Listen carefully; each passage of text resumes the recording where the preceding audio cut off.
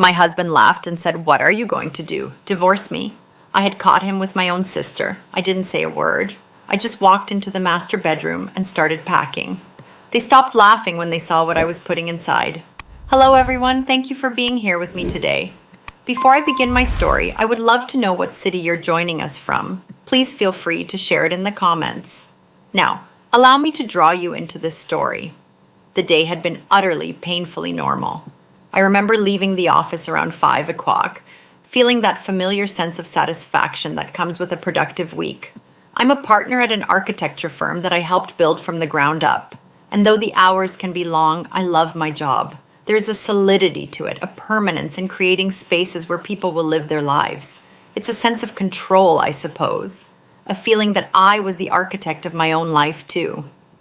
On the way home, I stopped at Whole Foods Market to buy fresh pasta and a bottle of Napa Valley Cabernet.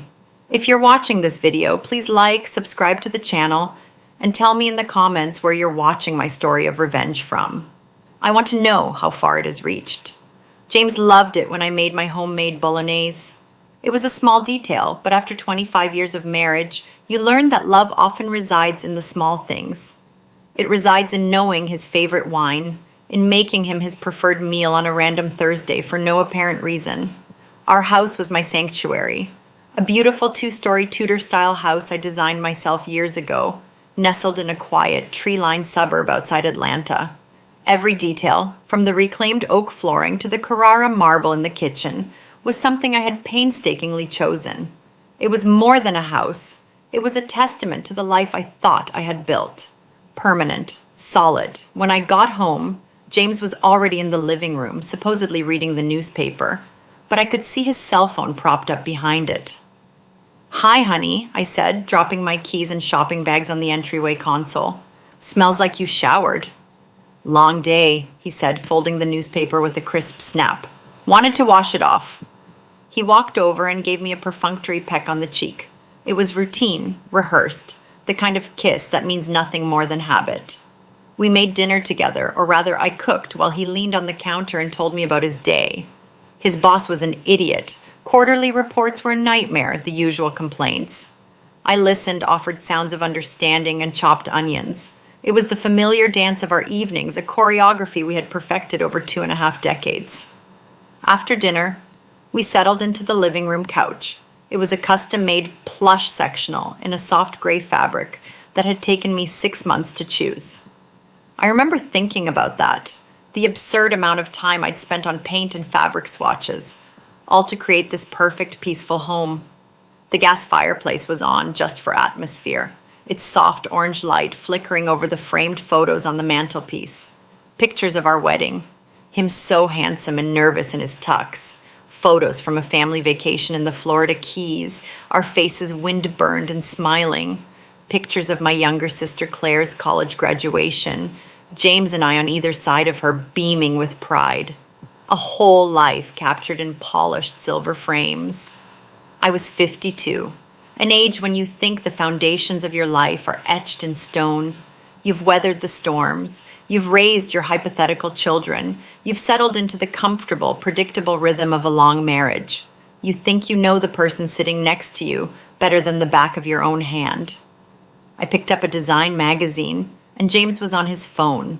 He was supposedly looking up reviews for a new French restaurant to celebrate our anniversary. 25 years, a quarter of a century, it felt monumental, a milestone that deserved champagne and celebration. But he wasn't looking at restaurants. His phone vibrated, a low, discreet hum from inside his pocket. He pulled it out, and his movements were a little too quick, a little too cautious. He angled the screen away from me, a subtle shift of his body that screamed secretiveness. It was a small thing, a tiny crack in the placid surface of our evening. But my architect's eye for detail, for things that are misaligned, caught it immediately. Then he smiled. It wasn't his usual smile. It wasn't the tired, end-of-day smile he gave me, or the polite, thin-lipped smile for the neighbors. This was a secret smile, a private, lit-from-within grin that crinkled the corners of his eyes. My breath caught. It was the one he used to give me when we were first dating, when a simple text from me could make him light up from across a crowded room. Seeing that smile now directed at a cold, bright screen felt like a physical blow, a gut punch that knocked the air out of me. Another buzz, more smiles. He started typing with both thumbs, brow furrowed in concentration, completely, utterly absorbed. The world outside of that small rectangle of light, the crackling fire, the soft background music. His wife of 25 years sitting 3 feet away had ceased to exist for him. "Find anything good?" I asked. My voice sounded strained and artificially cheerful to my own ears. He jumped, startled, as if he'd forgotten I was in the room. He quickly locked the phone and placed it face down on the cushion between us. "Oh, it's just an old college friend, Mark. He sent me a funny meme about his kid." Something felt profoundly wrong. A cold knot began to form in my stomach. James's college friends were my friends too. Mark always sent funny things to our old group chat, not to James personally in the middle of the night. But I let it go. You don't detonate a 25-year marriage over a text message. You tell yourself you're being paranoid, that it's your own insecurity talking. You tell yourself to trust him. So I tried. I picked up my magazine, but the elegant floor plans and glossy photos just swam on the page. I couldn't focus. All I could see was that smile, that specific, intimate smile that no longer belonged to me. I watched him out of the corner of my eye. This man with whom I had shared a bed for over 9,000 nights, and for the first time in our life together. He felt like a complete and utter stranger. The silence in the room grew heavy, pregnant with all the things that weren't being said. The peaceful home I had designed to be my sanctuary suddenly felt like a theater set, fragile and fake, and I had the terrifying sense that the curtain was about to fall. The knot in my stomach didn't go away. It stayed there overnight, a cold, hard lump of dread that made sleep impossible. I lay in our bed listening to the sound of James's even breathing beside me, and I felt a chasm opening between us. Every time he shifted in his sleep, I flinched. I replayed the couch scene over and over in my head, analyzing every detail, every nuance, trying to convince myself that I had imagined it, that I had overreacted. But the image of that smile was burned into my mind. The next day, Friday, I tried to drown myself in work. I went to the office, attended meetings about load-bearing walls and zoning regulations. I went through the motions of my normal, structured life, but it was like watching a movie of someone else's day. The little voice in my head kept whispering, kept replaying that secret smile. I told myself I was being ridiculous. I was a grown woman, a partner at a successful firm, not a hysterical, insecure teenager. But the feeling wouldn't leave. That night, the fragile peace I had tried to rebuild shattered forever. The evening began with a strained, almost suffocating normalcy. I suggested we order takeout, lacking the energy to cook. James readily agreed, perhaps too quickly. He seemed anxious to keep things simple, to avoid any real conversation. We ate in front of the television, watching a mindless sitcom, the sound of the canned laughter filling the space where our own conversation should have been. After dinner, I was in the kitchen rinsing the dishes. James was leaning against the counter, scrolling on his phone again, the same posture, the same intense concentration. I tried to ignore it. I told myself it meant nothing. His phone pinged. A loud, clear notification sound. This time, he'd left the volume on. He set it face down on the granite counter, the screen dark, and said, "I'm going to grab that bottle of Cabernet from the pantry. The good one." He walked out of the kitchen, and in that moment, the universe, or fate, or whatever you want to call it, gave me a choice. I could respect his privacy. I could return to my bubbling sink of soapy water, dry the dishes, and live with the persistent, corrosive uncertainty for the rest of my life. Or I could know. I stood there for 10 long seconds, my heart hammering against my ribs. I could hear him rummaging in the pantry, humming a little tune. The sound was so normal, so domestic, that it made the situation feel even more surreal. "Just flip it over, Sophie," the voice in my head urged. "You have to know." My hand trembled as I reached for the phone. It felt heavy in my hand, as if it contained the weight of my entire future. The glass was cold and smooth against my skin. I took a short, sharp breath and turned it over. The screen lit up, and there it was. A text message notification preview, clear as day. My brain registered the words before I could process the horror. "I can't stop thinking about last night. You were incredible." For a split second, my mind floundered, trying to make sense of it. An affair. He was having an affair. The pain was sharp, immediate, a red-hot poker in my chest, but it was the name below the message that made the world stop spinning. The name that turned sharp pain into a soul-crushing implosion that vaporized everything I thought I knew. It wasn't a name I didn't recognize.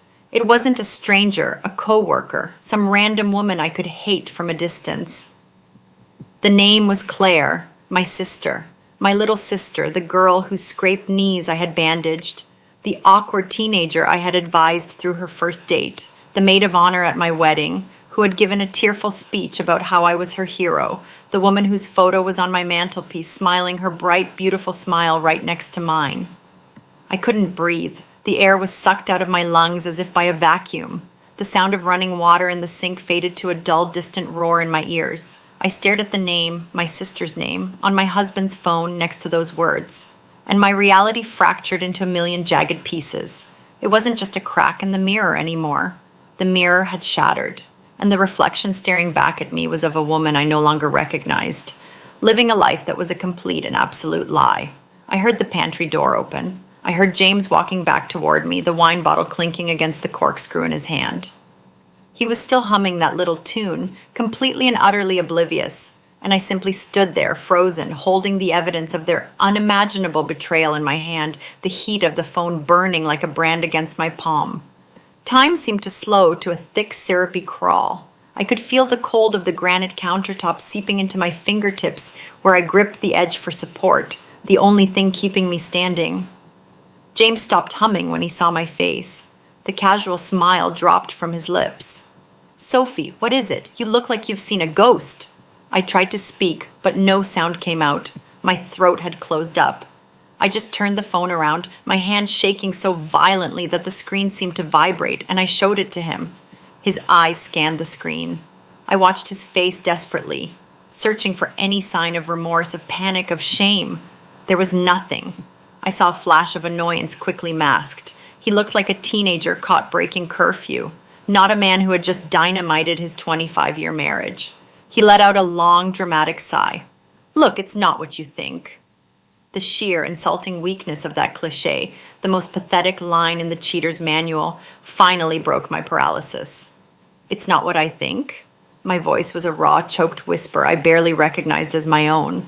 "It says Claire, my Claire, and it says you were incredible last night." Every word was a shard of glass I had to force out of my throat. He had the audacity to look bored, put upon. He gently took the phone out of my trembling hand and slipped it into his pocket, as if hiding the evidence would make it disappear. "Are you overreacting? You're being dramatic." "Dramatic?" I whispered. Just then the back door clicked open and Claire walked in. She was carrying a bag from a local bakery, a bright, cheerful smile on her face. "Hey, I was in the neighborhood and I thought I'd bring dessert. They have that key lime pie you love, Soph." She used my childhood nickname, and the sound on her lips now was a desecration. Her smile faltered as she took in the scene. She looked from my ashen face to James's tense posture, a quick, calculating glance between the two of them.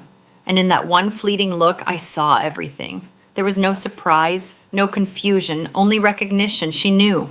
Of course she knew. She wasn't an innocent party caught in the crossfire. She was the other combatant. I looked at my little sister, the woman whose secrets I had kept, whose tears I had dried, whose life I had celebrated as if it were my own. "Claire," I whispered the name, tasting like ash and poison in my mouth. She didn't even try to deny it. She leaned against the doorframe, dropping the bag with the pie on the floor. A slow, self-satisfied smirk played on her lips. She looked at James, and he looked at her, and a silent, triumphant conversation passed between them. And then the thing that broke me, the thing that killed the last shred of hope in my heart, happened.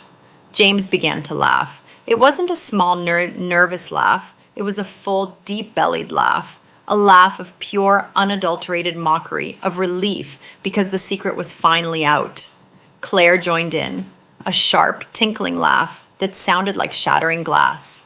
There they were, in my kitchen, my husband and my sister, laughing at my pain, laughing at the total destruction of my world. The sound echoed off my pristine marble countertops, a grotesque symphony of their shared betrayal. The blood drained from my face. I felt a strange, horrible sense of detachment, as if I were floating near the ceiling, watching this obscene little play unfold below. The woman standing there, with her face a mask of silent horror, couldn't possibly be me. Between gasps of laughter, James finally managed to speak, wiping a tear of merriment from the corner of his eye. The words he said will be etched in my memory, branded onto my soul until the day I die. "Oh, come on, Sophie," he choked out, still laughing. "It's not that big a deal. What are you going to do? Divorce me?" And in that moment, with his cruel laughter ringing in my ears, something inside me didn't just break, it died. The loving wife, the trusting sister, the woman who built her life around these two people ceased to exist, turning to dust and blowing away. And in her place, something cold, hard, and silent began to form, like a diamond under unimaginable pressure. I didn't scream. I didn't cry. I didn't hurl the heavy cast iron skillet at his head, though the image flashed across my mind with vivid clarity. I simply stood there like an empty shell. The laughter finally died down, turning to an uncomfortable silence when they realized I wasn't reacting. They looked at me, a little confused now, their shared amusement giving way to a flicker of uneasy uncertainty. "Sophie, say something," James said, his tone still light, but with an underlying edge of command. He was used to me reacting, to us talking things through. My silence was a variable he hadn't planned for. I didn't. I simply turned my back on them. A simple, deliberate movement. I walked out of the kitchen. I passed through the dining room with the long mahogany table where we had hosted so many family Christmases, and I started up the grand curved staircase. Each step on the plush carpet felt heavy, momentous. I could hear them following me, their footsteps hesitant on the hardwood floor below. "Where are you going? We're talking about this," James yelled at me, a note of panic creeping into his voice. But we weren't talking. They were laughing. I was done talking forever. I walked into our master bedroom, our bedroom, the place that had been my sanctuary, the king-sized bed with the ridiculously high thread count sheets I had insisted on, the matching walnut nightstands, the life we had built contained in those four walls. I went directly into the walk-in closet, a space I had designed to be organized and serene. On the top shelf, covered with a canvas dust cover, was a set of hand-stitched Italian leather luggage. I had bought them for James for our 20th anniversary for that trip to Italy we took. He had loved them, showing them off to anyone who would listen. I pulled down the largest suitcase. It was heavy, beautifully made, a symbol of our shared history, our travels, our life together. I placed it on the pristine white duvet of our bed and unzipped it with a firm, decisive tug. They were standing in the doorway now, watching me, their expressions a strange mix of apprehension and lingering arrogance. "What are you doing?" Claire asked, her voice laced with mocking curiosity. "Packing his bags? Throwing him out? A little dramatic, don't you think?" I ignored her. I walked to my side of the closet. My clothes hung in neat rows, organized by color and season. My silk blouses, my work suits, the beautiful cocktail dress I wore for date nights, which had apparently all been a complete and utter lie. With an eerie, detached calm, I started pulling them off the hangers. One by one, I folded them neatly, my hands moving with unsettling precision, smoothing out the wrinkles and placed them inside the suitcase. His suitcase. The dress I wore to my father's funeral. The sweater he gave me for Christmas 5 years ago. Each item was a memory, a piece of our shared history, and I was putting it all away. The silence in the room stretched thick and suffocating. The only sound was the soft rustle of fabric, the quiet click of the hangers. Their amusement was quickly fading, replaced by a dawning, horrified comprehension. Claire was the first to finally process what she was seeing. Her voice was a sharp, disbelieving hiss. "Wait, you're putting your clothes in his suitcase?" I continued packing. My favorite cashmere sweater, my comfortable jeans, my gym clothes, it all went in. I was a methodical, silent machine. The cold, hard diamond of resolve inside me was in control. It was now directing my hands, my feet, my every move. "I truly wonder if you were in my place, what would you do? Would you choose to be quiet to maintain peace, or would you dare to face everything to reclaim your voice? I want to know your opinion because every story is like a candle that can light the way for someone else." They wanted to see what I would do. I was going to show them, and I wouldn't say a single word as I did it. Their panic was palpable now, a frantic energy radiating from the doorway. Sophie, stop that! This is childish. It's not funny, James said, his voice taking on a sharper, more authoritative edge. The laughter was a distant memory, replaced by the nervous bravado of a man realizing too late that he had fundamentally miscalculated. He had assumed tears, arguments, maybe a plate thrown against the wall. He hadn't anticipated this cold, silent, methodical dismantling of his life. I ignored him. After packing my essential clothing, I walked into the spacious master bathroom. I grabbed my toiletries from the marble vanity, my expensive face cream he always complained about the price of, my Chanel perfume he bought me for my 50th birthday, my electric toothbrush. It all went into a travel bag, then into the suitcase. They just stood there staring. Two useless statues of flesh and blood.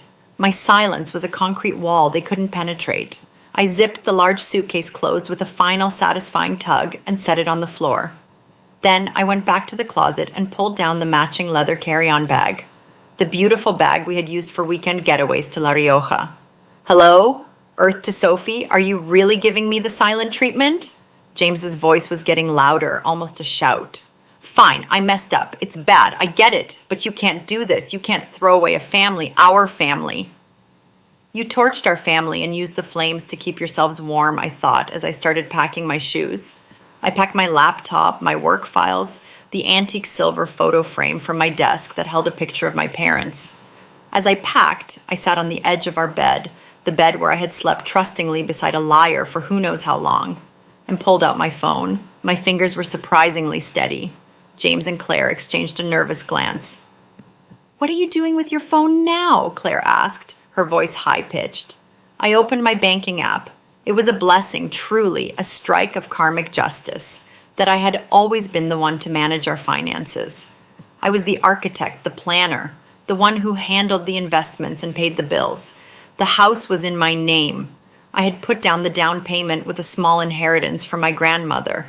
Most of our assets, the cars, the brokerage account, the emergency fund, were all tied to my accounts, to my salary. I scrolled to the list of authorized users on my American Express Platinum card.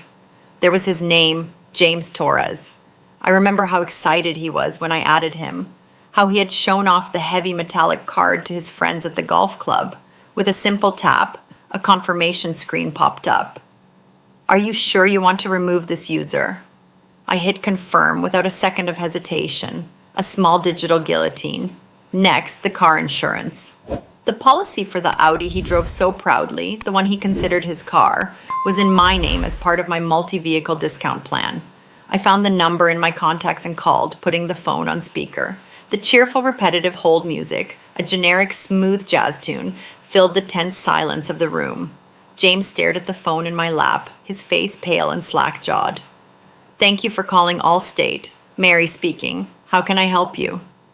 "Hello, Mary," I said. My voice was even and quiet, the voice of a stranger. "I'd like to make a change to my policy. My policy number is 947. I gave her the details, the Audi and the principal driver to remove, James Torres. "Sophie, you can't do that," he sputtered, finally rushing forward. "I need that car for work, for my clients." "Ma'am, the change will be effective immediately," the agent chirped on the other end, oblivious to the situation. "The vehicle and driver have been removed. Is there anything else I can help you with today?" "No, thank you, Mary. You've been a great help," I said and hung up. I looked at him. His face was a mask of disbelief and helpless rage. You canceled my insurance?" I didn't answer. I simply went back to my phone, opened my cellular provider's app, and with a few more taps began the process of dropping his line from my family plan. His phone would be disconnected in the next billing cycle. One by one, I was cutting the strings that tied him to my life, and more importantly, to my finances. I changed the password to our Amazon Prime account. I changed the Netflix password. I went into the smart home app and revoked his access to the security system. Small digital acts of eviction, and with every tap, I felt a piece of my power returning. The look on their faces was a grotesque blend of panic and spluttering indignation. Claire, who had been watching silently with a smug look of superiority, now looked genuinely frightened. The foundations of the comfortable, subsidized life she was trying to insert herself into were being demolished before her very eyes. This is insane, James stammered, running a hand through his thinning hair. You're throwing away 25 years of marriage over some stupid texts? Some stupid texts? My voice was dangerously low, a growl that came from the depths of my shattered soul. It was the first time I had spoken directly to him in what felt like an eternity. The cold diamond of resolve inside me was heating up, turning into a white-hot, focused anger. Give me your phone. What? No, he said, clutching it protectively to his chest like a child with a toy. James, I said, my voice brooking no discussion, no negotiation. You can hand it to me now, or I will consider that a full and complete confession, and my attorney will subpoena it in the divorce proceedings. And believe me, it will look much, much worse for you. So, you choose. I knew using those words would get his attention. It did. He hesitated, jaw clenched in fury, and then practically threw the phone at me. It landed softly on the duvet. I picked it up. I unlocked it. The passcode was 2025, the birthday of our first dog, a goofy golden retriever named Luna who had died 10 years ago. He hadn't even bothered to change it. The intimacy of that knowledge, the shared secret of that number, now felt like a violation. I opened his messages with Claire. They weren't just a few texts. They were a novel, an epic of deceit. It stretched back months. I scrolled and scrolled, my heart turning into a block of ice in my chest. The sheer volume of their communication was staggering. Good morning texts, good night texts, flirty banter throughout the workday. Then there were the photos. Pictures of my sister in lingerie I had never seen posing suggestively in what looked like a hotel room. Photos that made my stomach churn.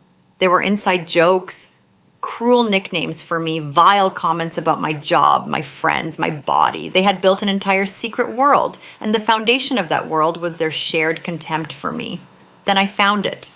The thread from last month. James had told me he was going on a business trip, a sales conference in Palm Beach.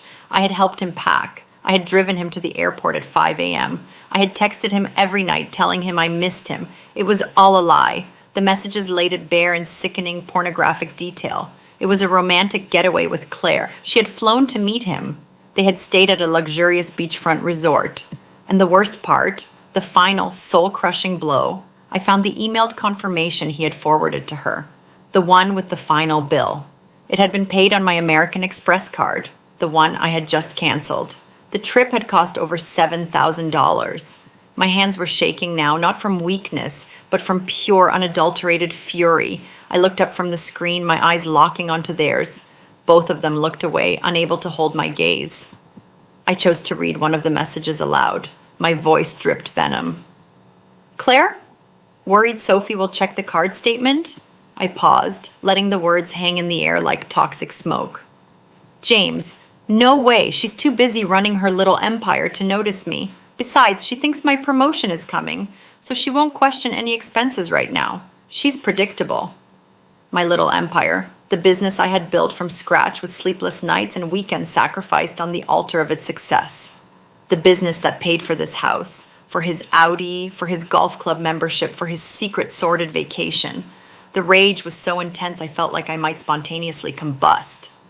You took my money, I said, my voice trembling with the effort of keeping it level, to take my sister on vacation while lying to my face about a promotion that wasn't even real. James had the grace to look ashamed for a fleeting second. Claire, however, just crossed her arms, chin jutted out in defiance. He deserved a little fun, she said, her voice dripping poison. You've been so wrapped up in your work for years, you barely pay him any attention. What did you expect? That was it. The final, unforgivable betrayal. Not just the affair, not just the theft, but the justification, the blame. In their twisted, selfish minds, this was somehow my fault. The last vestiges of love, of history, of family connection I had for either of them evaporated in that moment, replaced by nothing but a vast, empty expanse of contempt. I felt a strange, chilling clarity. The path forward, which had been a chaotic mess of pain and confusion moments before, was now illuminated by the hard, bright fire of my anger. There was nothing left to salvage here, and nothing left to say to these two monstrously selfish people. I snapped his phone shut and tossed it onto the bed. Then I pulled out my own phone again. For the last time in this house, My fingers flew across the screen, my movements efficient and precise. "Now what?" James asked, his voice weary, as if he were talking to a wild animal he wasn't sure would attack. "Who are you calling now?"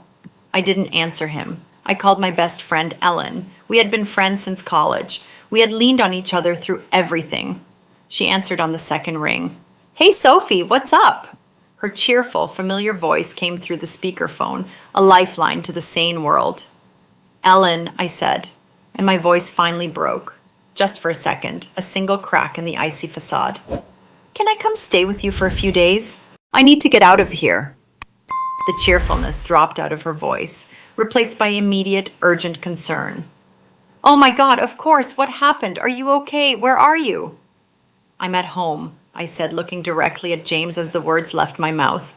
"James has been cheating on me with Claire." There was a stunned, horrified silence on the other end, then a string of curses that almost made me smile. "That absolute bastard, that snake. Of course you can stay. Don't even ask. I'm coming to get you right now." "No," I said quickly. "Don't come here. I don't want you in this house with them. I'm leaving now. I'll get an Uber." Okay, honey. The guest room is always ready for you.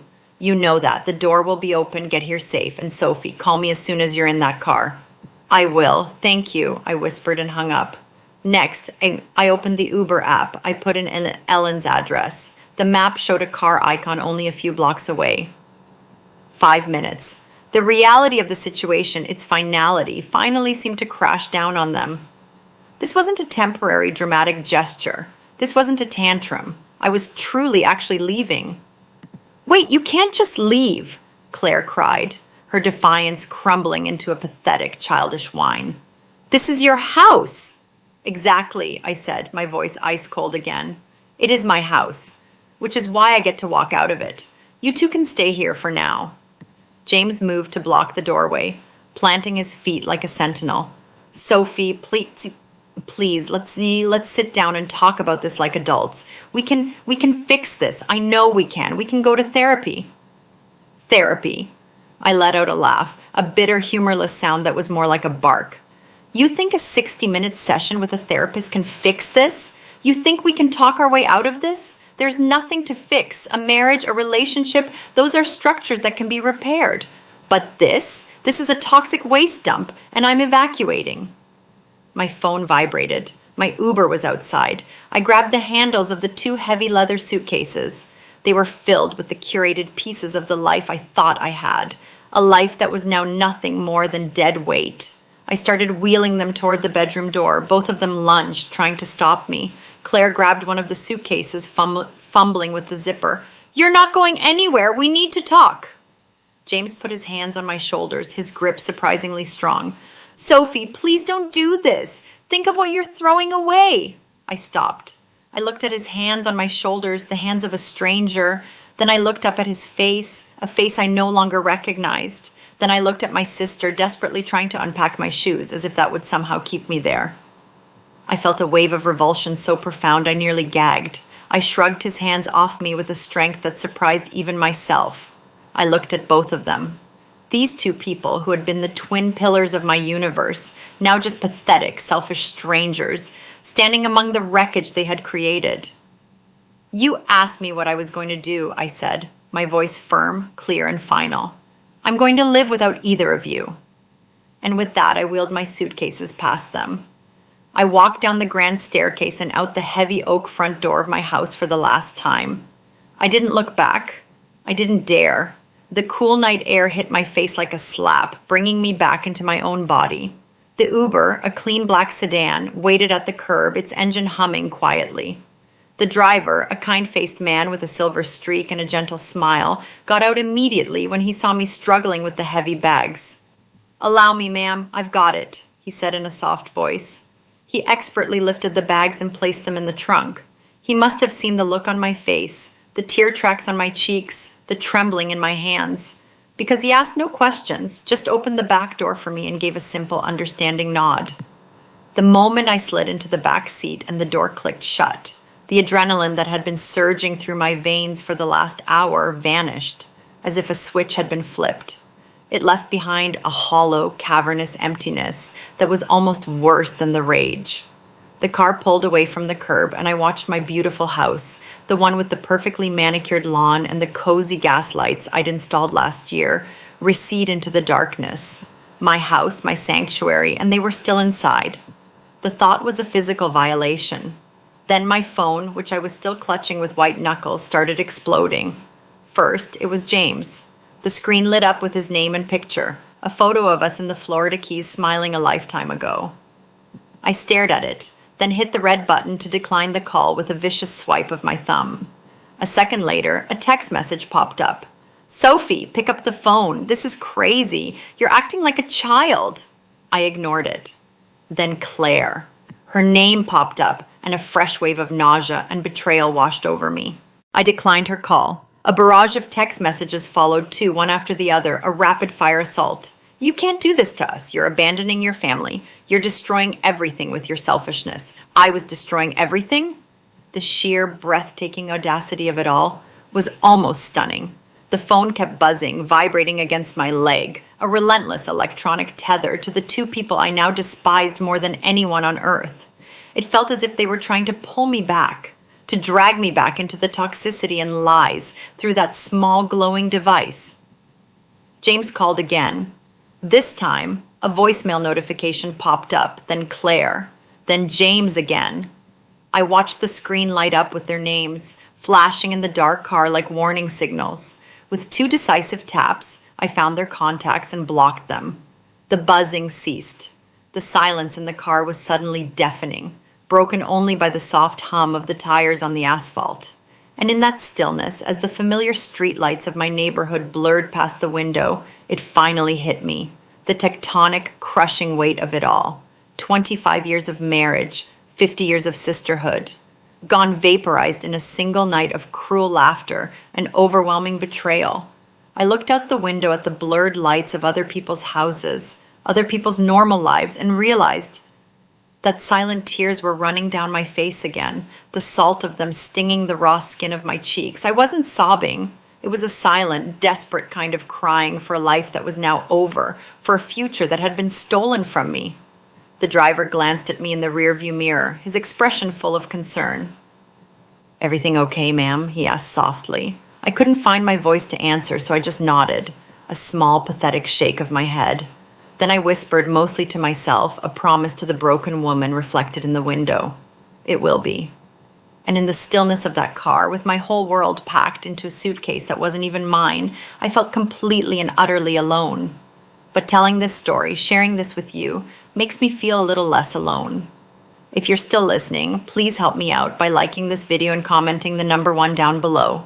That's how I'll know you're my incredible supporters, and I'll understand that you're with me on this journey. Your support is an incredible lift to me. Please comment the number 1 so I can acknowledge you.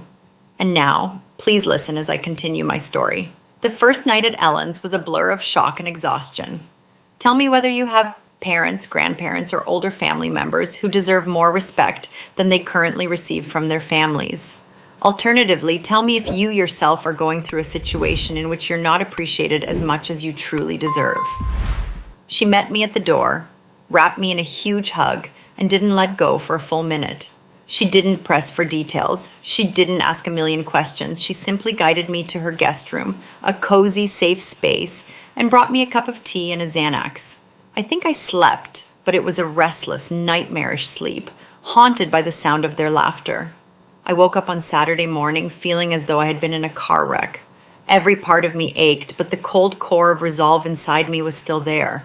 It had hardened overnight into something unbreakable. Ellen was my rock. She sat with me at her kitchen table while I stared blankly at a cup of coffee, and when I was ready, she offered no platitudes. She offered a plan. "Okay," she said, her voice firm. "What's the first step?" "A lawyer," I said, my own voice surprising me with its steadiness. "Not just any lawyer, the best, most cutthroat divorce attorney in the city." Ellen nodded, already typing on her laptop. "I know one. They call him the Shark. He handled my cousin's complicated divorce."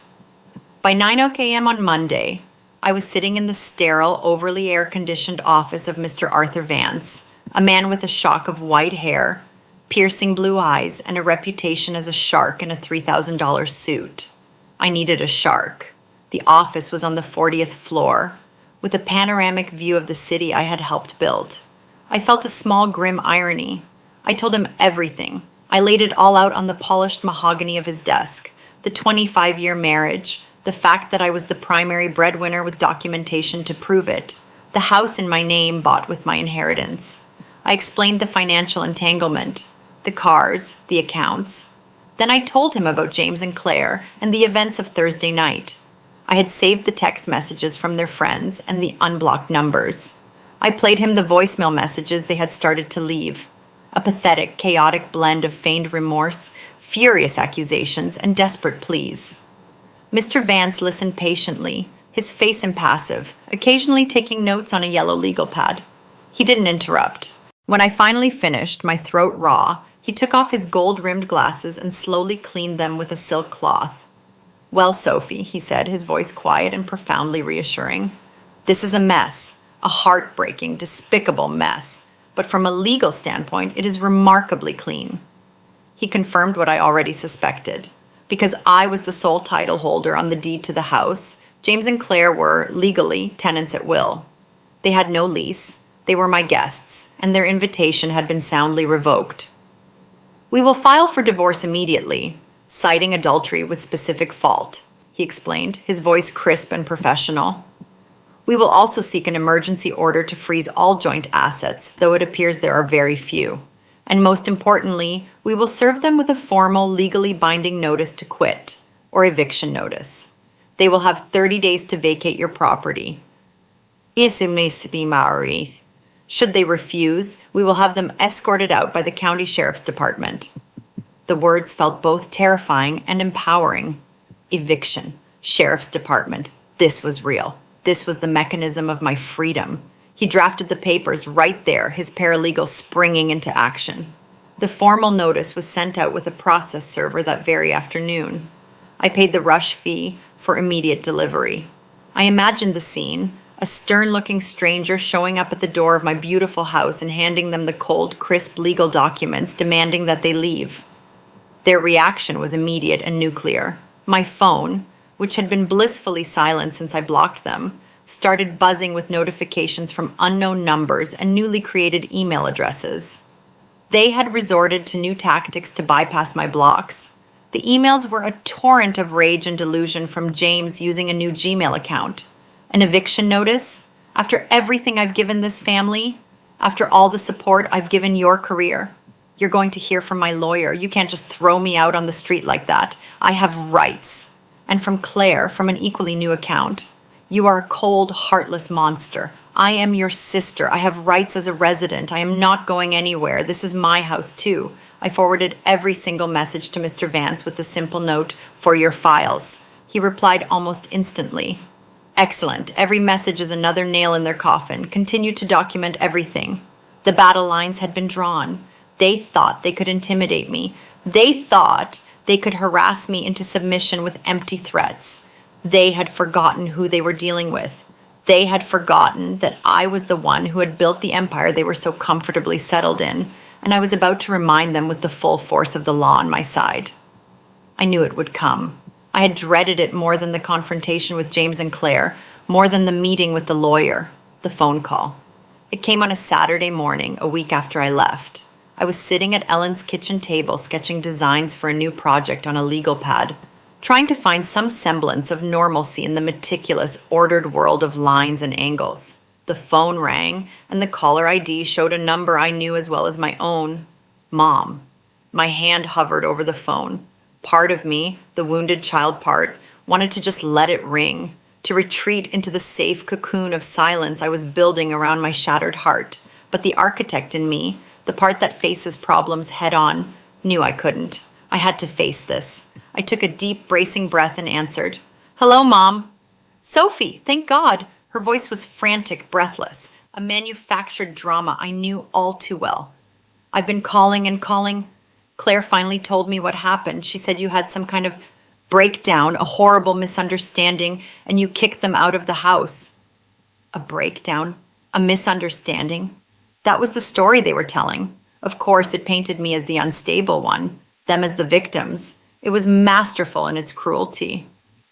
That's not what happened, Mom, I said, my voice tired, devoid of the energy needed for this fight. Sophie, how could you do this? She continued, not listening, her words a tidal wave of guilt. He is your husband of 25 years. And Claire, for God's sake, Sophie, she is your sister, your little sister. She called me sobbing. She said she has nowhere to go. You cannot throw your own sister out on the street. The unfairness of it all was like a physical blow. The fact that her first concern was for the perpetrator, not the victim. Mom, I said, my voice growing colder. Did they tell you why I left? Did they tell you I found them together? That they've been having an affair for months behind my back, in my house spending my money? There was a pause, a brief, telling silence. I could hear her taking a shaky breath. Well, she said finally, her voice softer but still tinged with reproach. Claire said it was a mistake, a terrible, terrible mistake. She feels awful. People make mistakes, Sophie. Good people. Family is supposed to forgive. You can't throw away a 25-year marriage and your relationship with your sister over a mistake. A mistake? I repeated, my voice dangerously quiet. Mom, it wasn't a mistake. It was hundreds of mistakes, hundreds of lies every single day. And when I confronted them, they laughed in my face. They stood in my kitchen and they laughed. Claire is very fragile right now, my mother continued, her voice taking on a whiny, pleading tone that I despised. She's always looked up to you. And James is your husband, for better or for worse. Remember your vows. You owe it to your family, to your father's memory, to try and fix this. That was the word that triggered it. Vows. I owe them nothing, I said, my voice now like ice. I have given them everything for years. I paid Claire's master's application fees. I gave James an interest-free loan to start his failed consulting business. I paid for their secret vacation. What I owe is to myself. I owe it to myself not to be a doormat, not to be a fool, and not to allow my home to be a brothel for my husband and my sister. They have 30 days to find a new place to live. That is more generosity than they deserve. I could hear her start to cry on the other end, the wet, gasping sobs of someone who isn't getting her way. You are tearing this family apart, Sophie. You are being so selfish. No, Mom, I said, the last shred of hope I had for her support, for her maternal protection dying in my heart. I'm not. They already did that. I'm just cleaning up the mess. I ended the call. I sat in the silence of Ellen's sunny kitchen, the legal pad with my beautiful, ordered designs mocking me from the table. I realized with a deep and painful clarity that I hadn't just lost a husband and a sister. In a way, I had lost my mother too. Her loyalty, I now saw, was not to her daughters, but to the fragile, idealized image of a perfect family she wanted to project to the world. And I had just shattered that image. I was truly, utterly alone. The next 2 weeks were a strange, surreal limbo. I lived at Ellen's, working remotely and trying to create a new routine. Ellen was a saint, giving me space when I needed it and forcing me to eat when I forgot. The days were a haze of legal emails, work calls, and long, aimless walks. The nights were the hardest, filled with a suffocating loneliness. Meanwhile, James and Claire's campaign of desperation intensified. Having failed to break me with my mother's emotional blackmail, they resorted to a campaign of petty, irritating harassment. It began with the finances. I received another fraud alert, this time from my brokerage account. Someone had attempted to log in and initiate a wire transfer. The security protocols I had set up with my financial advisor held firm, and the attempt was blocked. I knew it was James. He was probing the defenses, looking for a weak spot. Then came the social media smear campaign. Claire, who had always been obsessed with her online image, posted a long, rambling, tearful story on Facebook. She was clever. She didn't mention the affair, of course. She painted a picture of a distraught, concerned sister, worried about her older sister's sudden and alarming mental instability. She claimed I had become paranoid and delusional, was under extreme work stress, and had thrown them out on the street based on a terrible misunderstanding. She ended the post with a plea for her friends to pray for me and my healing. It was a masterpiece of passive-aggressive victimhood. My phone started buzzing with messages from distant relatives and old family friends, all expressing concern. Is everything okay, Sophie? I heard you're going through a rough time. Claire is very worried about you. I don't normally engage in social media drama. It's undignified. But this was a calculated attack on my sanity and my reputation. It required a response. I didn't write a long post. I didn't engage in a word war. I simply went to her post and left a single public comment. Ask her about the business conference at the Palm Beach Resort last month. Then ask her who paid for it. I have the credit card receipts charged to my account. Seems misunderstandings are getting quite expensive these days. The comment section exploded. People started asking questions. Within an hour, Claire's entire post and all the comments were deleted, but they weren't done. The pettiness escalated to the bizarre. My weekly grocery delivery from a gourmet grocery chain was mysteriously canceled. My subscription to the Wall Street Journal was suspended for non-payment, even though it was on auto-pay. A dozen pizzas showed up at Ellen's door one night, ordered in my name. Small, incredibly childish things designed to disrupt my life and get under my skin. Each time, I calmly fixed the problem. I called the credit card company and disputed the pizza charge. I reinstated subscriptions with new payment information, and I documented everything. Every canceled subscription, every fraudulent pizza order, every manipulative social media post. I created a folder in my email and sent a summary to Mr. Vance every night. His responses were always brief and encouraging. "This is excellent. They are building our case for us." They thought they were harassing me into submission. What they were actually doing was methodically documenting their own instability and malice. They were so blinded by their own entitlement and rage that they couldn't see they were no longer fighting me. They were fighting themselves, and they were losing badly. Every petty act was another shovelful of dirt onto their own graves. The harassment was a constant, low-level buzz of stress in the background of my life. I was becoming numb to it, learning to treat it like a logistical problem to solve rather than an emotional assault. I was focusing on my own path forward. I spent my days at Ellen's working remotely, and I began the painful yet necessary process of untangling my life. I was also looking at new apartments online, scrolling through listings for smaller, brighter places just for me. The idea of starting over at 52 was terrifying, but with each passing day, it also felt increasingly like a necessary, exhilarating liberation. Then they crossed a line, a bright, irrevocable red line that there was no coming back from. It happened one Tuesday afternoon. I was on a conference call for work when an email popped up on my screen. It was from my primary bank, the one that held my mortgage and my main checking account. The subject line was innocuous: "Update regarding your recent application." I frowned. I hadn't applied for anything. I opened the email. It was a standard automated message.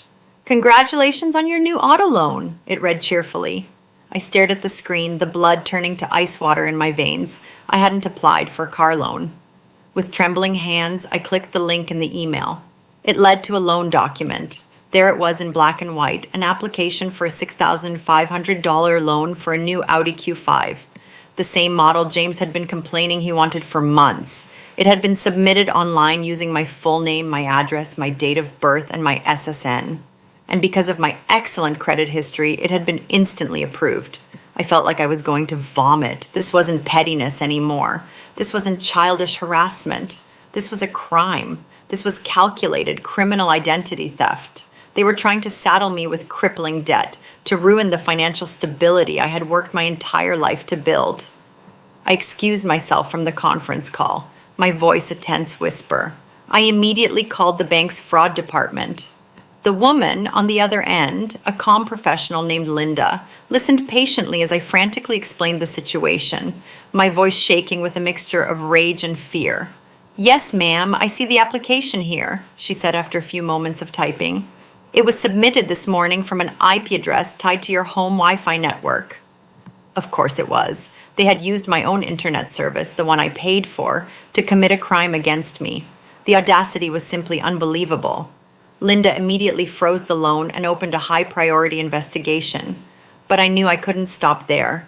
This was no longer just a messy, painful divorce. It had escalated to something far more dangerous. With a heavy heart and a sense of grim finality, I did something I never in my worst nightmares thought I would do.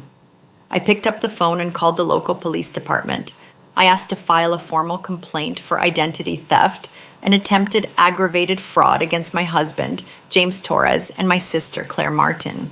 I had to go down to the local precinct. I sat in a sterile, uncomfortable plastic chair under flickering fluorescent lights and told the whole sordid story to a tired-looking detective named Miller.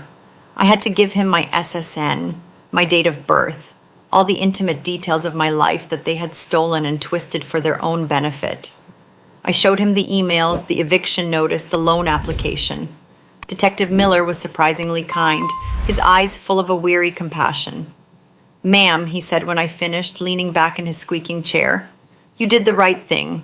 We see this kind of thing, coercive control, financial abuse, more than you'd think in contentious separations. They've given us a very clear motive and a digital trail to follow. We'll be opening an investigation immediately." When I walked out of the station into the setting sun, I didn't feel triumphant. I just felt empty and incredibly sad. They had been so consumed by their greed and their pathological desire to hurt me that they had been willing to risk their own freedom. They had forced my hand, and now the consequences would be out of my control. The family drama had become a police matter, and I knew with chilling certainty that this was the beginning of the end. The last few days leading up to the eviction deadline were filled with a tense, ominous silence. The harassing emails stopped. The unknown number stopped calling. It was the calm before the storm, a dead, heavy quiet that was more unsettling than their noise. I spent the time in a flurry of activity, finalizing the lease on a new apartment and arranging the move, trying to focus on the future instead of the impending confrontation. The 30th day arrived. It was a gray, overcast Friday morning. The sky threatened rain. Mr. Vance had arranged to meet me at the house at 10 a.m. to formally take possession. He had been adamant. "Do not go alone, Sophie. I will be there, and I've already coordinated with the police. 2 officers will meet us there as support." As I drove onto my own street, a street I had lived on for 15 years, my heart hammered a frantic, painful rhythm against my ribs. I saw Mr. Vance's black Mercedes parked behind 2 official police department vehicles. He was waiting for me on the sidewalk, his face grim, a leather briefcase in his hand. "They are still inside," he said quietly as I approached. They refused to open the door for the officers. My stomach churned with a mixture of fear and anger. I had foolishly hoped they would have simply left, packed their bags and slunk away into the night, leaving me to pick up the pieces in peace. Of course, they weren't going to make it that easy. The 2 police officers were professional and stern. They were burly men, and their presence was both intimidating and profoundly reassuring. The senior officer knocked on the heavy oak door one last time, his knuckles making a loud, authoritative sound. "Police, open the door!" Silence. "All right," he said, turning to his partner. He used a tool to jimmy the lock, and the door clicked open softly. "Ma'am, Mr. Vance, please stand behind us. We're going in." The first thing that hit me was the stench, a sickening combination of stale cigarette smoke, decomposing garbage, and cheap air freshener. The house, my beautiful, pristine house, was trashed. The immaculate oak floors were scuffed and stained. There was garbage everywhere. Greasy pizza boxes, empty wine bottles, overflowing trash bags piled in the corners. My beautiful silk curtains had been ripped from the rods. The luxurious gray sectional sofa had a long, deliberate slice in the cushions, its white stuffing spilling out like entrails. The framed photos from the mantelpiece had been smashed, the glass crunching underfoot as we walked. My life in silver frames shattered. And on the living room wall, right above the fireplace, written in what looked like bright red lipstick, were the words, "Bitch, gold digger." I felt a wave of dizziness and leaned on the doorframe for support. This wasn't just mess. This was malice. This was a deliberate, hateful act of defilement. We found them in the master bedroom, sitting on the edge of the bare mattress, which was also stained. They were surrounded by a few hastily packed bags. They looked pathetic, defeated. Their stylish clothes were wrinkled, their faces pale and drawn. The arrogance was gone, replaced by a sullen, childish resentment. "You are to vacate the premises immediately," the lead officer said, his voice booming in the wrecked room. James just stared at the floor, refusing to look at me. But Claire, my sister, looked up, her eyes filled with venomous, pure hatred. "I hope you're happy, Sophie," she spat out, her voice cracking. "You destroyed everything." "I didn't destroy anything, Claire," I said, my voice shaky but clear. "I just turned on the lights." Just as the officers prepared to escort them out, there was a knock on the open front door. 2 new figures appeared in the hallway. They were dressed in plain clothes, a man and a woman, and they flashed badges and leather wallets. "Detectives," the man said, his eyes scanning the room. "We're here to speak with James Torres and Claire Martin." A new kind of fear, cold, sharp, and entirely different from eviction fear, crossed James's and Claire's faces. This wasn't about the house anymore. The lead detective, whom I recognize as Detective Miller from the precinct, addressed them. "We have a warrant to search the premises and seize any electronic devices. This is related to an ongoing investigation into a felony count of identity theft and bank fraud." Claire burst into tears, a high-pitched, wailing theatrical sound. James simply slumped as if all the bones had been taken out of his body. He looked 20 years older. The detectives read them their rights, the familiar words from a TV crime show, now a chilling reality in my own master bedroom. They put my husband and my sister in handcuffs as they led them out of the house, past the remains of the life we had once shared. James finally looked at me. There was no anger in his eyes, just a hollow, empty despair. He knew it was all over. I stood there in the middle of my ruined home and watched them be led into the back of separate, unmarked police cars. I didn't feel happy. I didn't feel victorious. I just felt an overwhelming, profound sense of quiet, blessed relief. The storm had finally passed. The house was a mess, but it was my mess, and it was finally silent. The months that followed were a painful, methodical process of cleanup. There was the physical cleanup, which required a professional team specializing in biohazards and property damage. It took weeks. There was the legal cleanup, which involved endless meetings with Mr. Vance, insurance adjusters, and the district attorney's office. And then there was the emotional cleanup, the hardest part of all, which is still ongoing. The legal case against them was an open and shut matter. Detectives found the loan applications and a host of other incriminating evidence on James's laptop, which had been seized from my bedroom.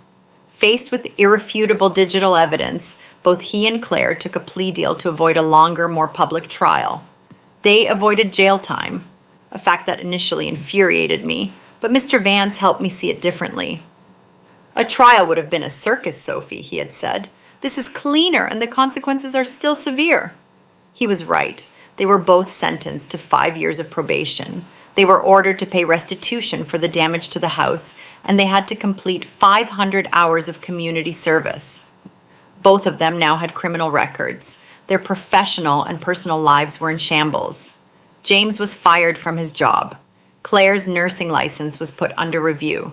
They became pariahs. The divorce was finalized quickly and quietly.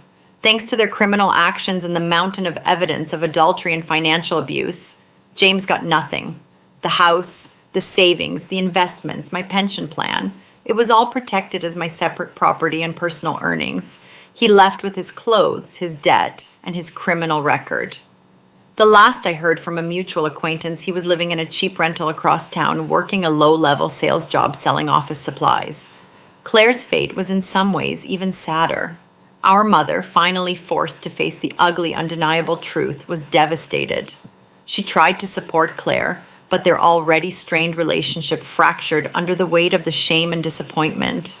Claire lost most of her friends, who were appalled by what she had done. She moved to another state to live with an aunt, trying to escape her ruined reputation. We haven't spoken a single word since the day she was arrested. Sometimes I wonder if I ever will hear from her again. As for me, I couldn't bear to stay in that house. I couldn't sleep in that bedroom or cook in that kitchen. It was contaminated with too many bad memories, stained by their betrayal. I had the professional team restore it to its former beauty. Every wall repainted, every floor restored. And then I put it on the market. It sold in a week. With the proceeds, I bought a small, sunny 2-bedroom condo in a modern high-rise in the city. It has a balcony overlooking the park, and it is all mine. The day I moved in, carrying a single box of my most cherished possessions, I felt a sense of peace I hadn't felt in years. I spent weeks decorating it, not with things to impress others, but with things that made me happy. I bought a ridiculously comfortable velvet armchair. I started an indoor herb garden. I signed up for a pottery class, something I had always wanted to do. My first creations were lopsided and ugly, but the feeling of the cool white clay spinning in my hands, of creating something new from a lump of earth, felt like a powerful metaphor for my own life. One day I was cleaning out the last moving boxes, and I found them, tucked away in the back of the storage closet. The expensive Italian leather suitcases I had bought James all those years ago, the ones I had used to pack my things on that terrible night. I stood there for a long time, just looking at them, these symbols of a life and a love that had been a lie. I didn't hesitate. I dragged them to the building's large dumpster and threw them in, one after the other. They made a satisfying thud as they hit the bottom. The next day, I went out and bought a brand new set of luggage. It was lightweight, durable, and a beautiful, vibrant shade of sapphire blue. It was mine. My life is smaller now and much quieter, but it is real, it is honest, and it is entirely my own. Last week, I booked a trip, a solo trip, 2 weeks on the California coast, something I've always dreamed of. I'm going to eat seafood, drink wine, sit on the beach, and read books. Sometimes late at night, when the city is quiet, I still hear their laughter. I still remember James's smug, mocking question, "What are you going to do? Divorce me?" He thought it was a threat. He thought it was the worst thing that could happen to me. He had no idea it would be the start of my salvation. He had no idea I would do exactly that, and so much more. I wouldn't just divorce him. I would dismantle the life he took for granted. I would hold him and my sister accountable for their crimes, and I would build a new life from the ashes. A life of my own making, one carefully chosen piece at a time. And that's my story.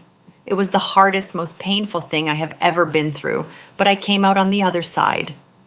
If you have ever felt betrayed, if you have ever been made to feel small or foolish, I hope hearing this lets you know you are not alone, and you are so much stronger than you think. Thank you for listening.